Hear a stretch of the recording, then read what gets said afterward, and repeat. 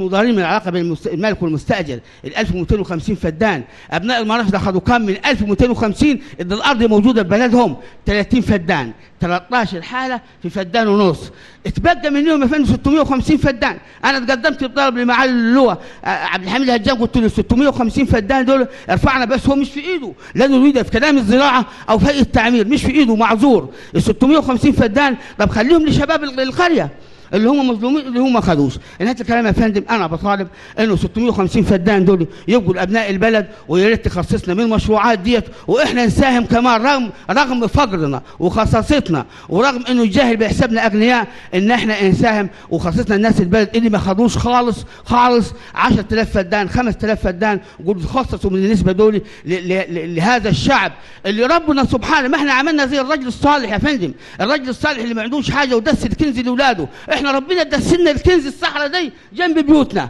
فلما كبرنا الناس خدتها مننا.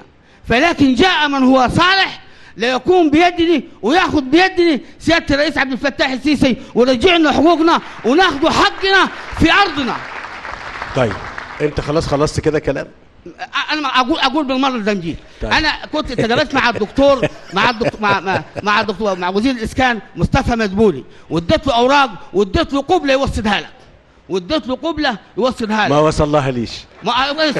طب قول له قبل الوزير اديت له قبله برضه، وهو مصور ومصورها، اديت له قبله وقال له هنوصلها انا للرئيس. طيب. واديت قبله لوزير التموين. احنا اصلا بنحبك، وادي الدرع فيه قبلات، لازم تاخد الدرع ده مني يا معالي الوزير. حاضر. لا الدرع بتاعي حجزوه مني هناك، خده. حاضر. احنا بنحبك بيه اصلا. حاضر.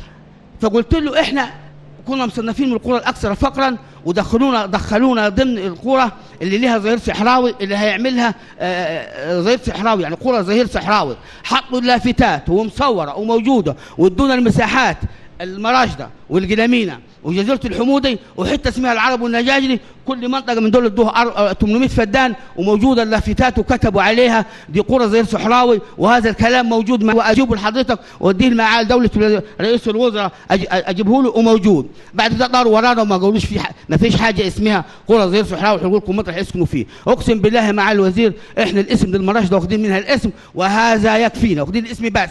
لكن 90% من الناس ما معهوش حاجه وناس غلابه. فاحنا في عرضك يا سياده الرئيس انه الناس ديت تاخد حقها في ارضها اللي ولدت فيها، وزي ما بقول لك الراجل الصالح اللي دعا عياله وقال لهم الكنز فالناس واخده مننا الكنز. الحاجه ان الكنز هاتونا من الناس لا ياخدونا، والله ما نعرف نجيبوه، لو ما حطيت يدك في يدنا ما نعرف نجيبوه ابدا، ولا حد يدينا حاجه، لانه طيب. الكلام كتير ومش عاوز، والورق مكتوب، يا ريت ياخدوا. طيب وتابعوا معانا رئيس اسمع يا حاج حمام. اتفضل يا حاج.